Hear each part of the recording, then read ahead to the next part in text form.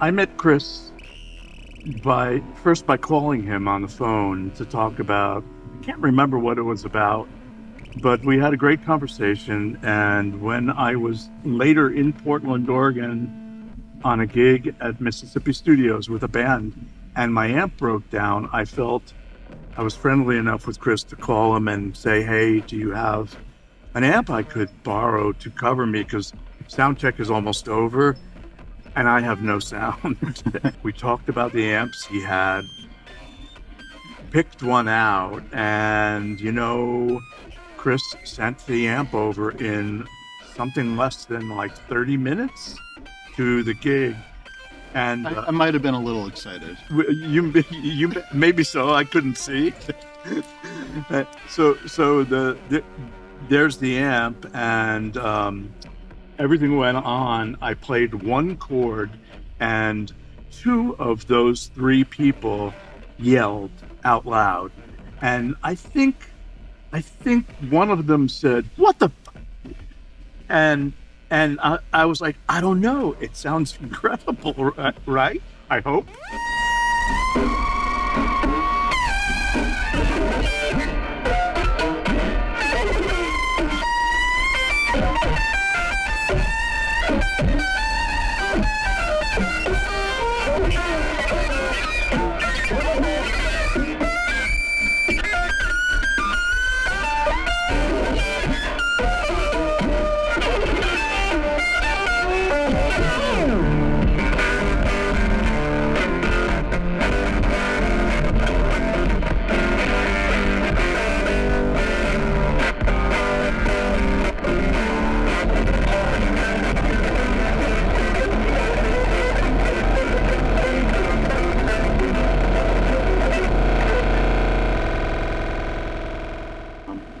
I guess I should say how I first heard of you and how I was familiar with your work and everything. So my very good friend Dan Phelps, who kind of inspired in a lot of ways my amp company, was in turn inspired by you. You're the guy for him, his very favorite guitar player.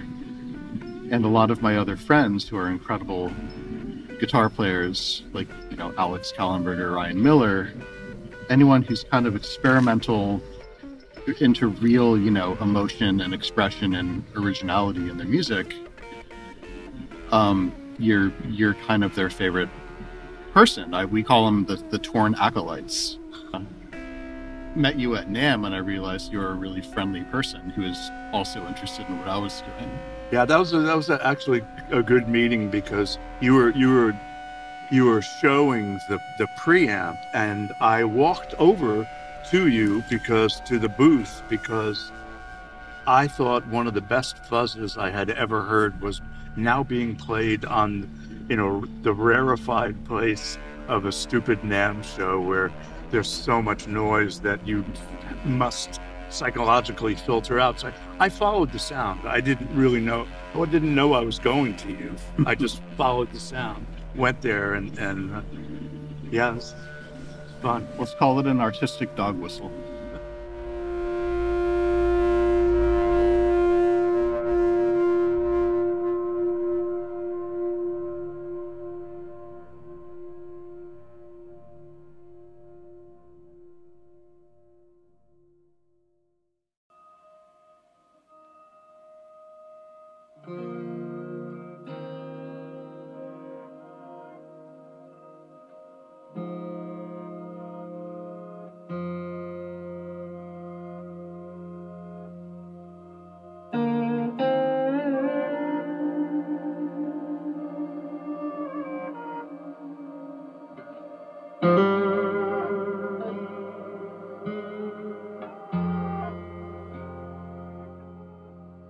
Chris surprised me with something that's one of my favorite things, which is a self-oscillation circuit in which you can get crazy sounds, some of which, if you dial, might be a little out of control, but you can then control them with those same dial switches and buttons on your guitar. In the Storken box, you have this range of tones that can be very odd or simply very beautiful just by rolling off your volume and tone controls or switching to a weaker pickup. And it's very quick. You're switching on the top all the time on the instrument itself. These things make the Storken box really special for me, and it's why I feel really good about it being my first reality-based signature fuzz. Yeah, so the oscillation circuit, I love the Fuzz Factory and all forms of self-oscillation and noise. Ditto.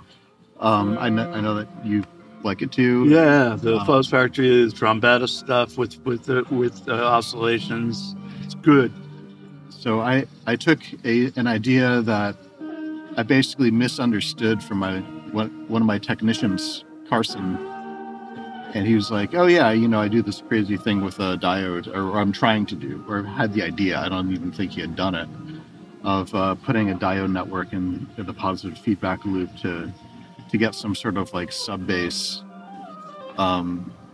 self-oscillation and really change it. And I was like, okay, so took the regular stomp box, included a couple things in and flipped it on, changed a couple of values, and there it was. I mean, the whole thing only took a few minutes, but in those few minutes, I had something that I sat there and played for 3 hours. Yeah, that's right. Because I was just finding all these bizarre new sounds, and I mean, it just seemed like it had limitless potential.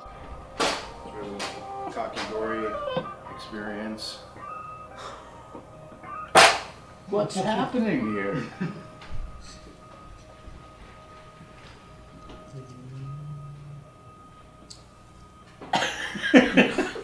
What's going on? I don't know. No one tell him. No one tell him.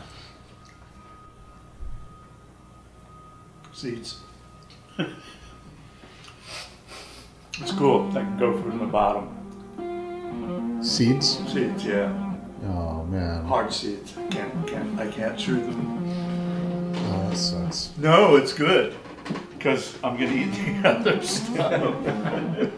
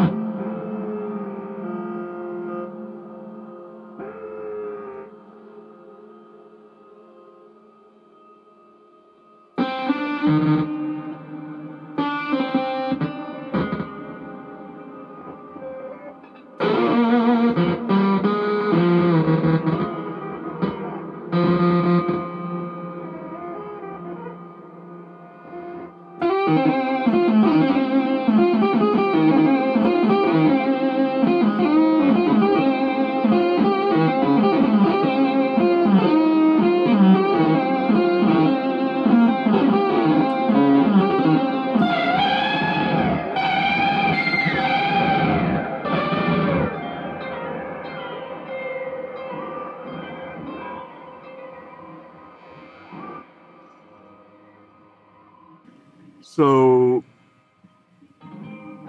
the Storken box is a truly interesting take on pretty much on the Tonebender Mark I Stonk box version, and is based on the original one that Chris made, the Stonk box. And the Storken box takes the concept a little bit further and broadens the variety of tones, both clean and dirty, that you can get with a tone bender. And it's done in acceptable extremes. So there's this beautiful sound that occurs that takes some form similar, like the fuzzy overdrive of a Super Mark I tone bender, which is a very special sound, very balanced in nature between the fuzz and the original tone of the guitar. And then it takes that and adds it to more gain, more bass, as in I mean, considerably more bass available if you want it, and a different set of controls to control filtering and bias, which means you have control over the attack and decay envelope of your notes via not only your playing but also the controls on the guitar, any control that's on your guitar that is attached to the output of your pickups. So that one had nice, and I almost broke this right out. It's already out, Andy. So stripped. God, I gotta lose some weight. You have some matches? Huh? You do with matches. Really? Yeah. By just jamming a broken piece of the match.